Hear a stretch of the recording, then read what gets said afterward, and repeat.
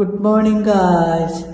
നമ്മളുടെ വിഷമങ്ങൾ ഒരാളോട് ഷെയർ ചെയ്യുമ്പോൾ ആ ആൾ നമ്മൾ വിചാരിക്കുക അവർ ഭയങ്കര സോഫ്റ്റ് കോർണറിൽ എന്ത് പറ്റി, അത് കഴിഞ്ഞ് എന്താ സംഭവിച്ചത്, അങ്ങനെയെല്ലാം ചോദിച്ച് നമ്മളോട് കാര്യങ്ങളൊക്കെ അറിയാൻ ശ്രമിക്കും.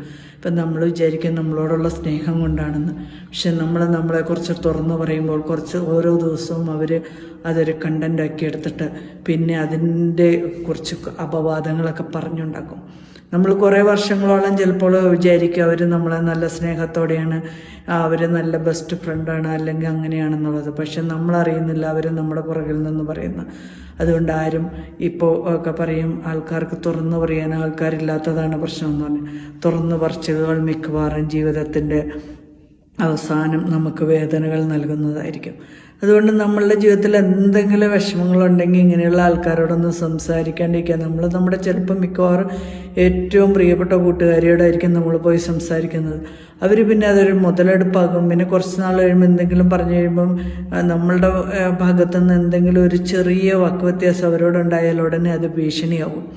അപ്പം ഇങ്ങനെ നമ്മൾ അതുകൊണ്ട് വളരെയധികം ബുദ്ധിമുട്ടിലൂടെ സഞ്ചരിക്കേണ്ടി വരികയും നമ്മുടെ തന്നെ മനസ്സ് നമ്മൾ എന്തിനാണ് പറഞ്ഞു പോയത്, ഒരിക്കലും പറയരുതായിരുന്നോ, ഇവരിങ്ങനെയായിരുന്നു എന്നൊക്കെ ചിന്തിക്കും. പക്ഷെ അവർ ചിലപ്പോൾ അവരെക്കുറിച്ച് അവരുടെ കാര്യങ്ങളെല്ലാം പറഞ്ഞു കാണും. നമ്മുടെ സ്വഭാവത്തിന് ഒരിക്കലും എന്തിനാണ് നമ്മളോട് പറഞ്ഞ കാര്യങ്ങൾ മറ്റൊരാളോട് പറയരുതെന്ന് വെച്ചിട്ട് നമ്മൾ പറയാണ്ടിരിക്കും.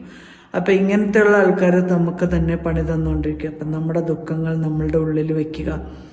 നമ്മളുടെ വായിൽ നിന്ന് വീഴുന്ന ഓരോ വാക്കുകളും ഇങ്ങനെയുള്ള കൂട്ടർ പറയുന്ന ആൾക്കാരൊരു വജ്രായുധമായിട്ട് ഉപയോഗിക്കും. കുറച്ച് നാൾ കഴിയുമ്പോൾ ഈ വജ്രായുധം തിരിഞ്ഞ് നമ്മളുടെ നേരെ വരും.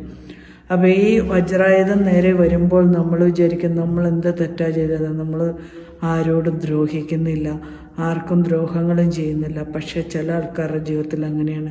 നമ്മൾ ആരും ദ്രോഹിച്ചില്ലെങ്കിലും ദ്രോഹങ്ങളായിട്ട് പലതും ഇങ്ങനെ കടന്നു വരും. നമ്മൾ പറഞ്ഞ ഒരു വാക്ക് അത് നന്മയ്ക്ക് വേണ്ടിയിട്ട്, അല്ലെങ്കിൽ നമ്മുടെ ഉള്ളിലുണ്ടായിരുന്ന ഒരു വേദന നമ്മൾ പറഞ്ഞതിൻ്റെ പേരിൽ പീഡനം അനുഭവിക്കേണ്ടി വരുന്ന ഒരു കൂട്ടുകാരി എന്നോട് കഴിഞ്ഞ ദിവസം പറഞ്ഞ കഥയാണിത്.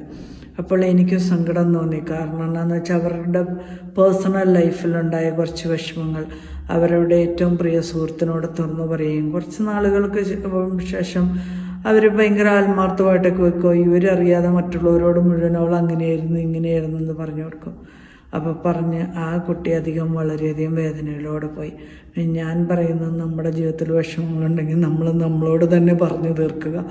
അല്ലെന്നുണ്ട് നമ്മുടെ മനസ്സിലിരിക്കുക. നമ്മൾ മിക്കവാറും വിശ്വസിച്ച് പറയുന്ന ആൾക്കാരെല്ലാം നാളെ നമ്മുടെ ജീവിതത്തിൽ ഒരു ഭയാനകമായ ഒരു ബിന്ദുവായി ഭവിക്കാണ്ടിരിക്കുക.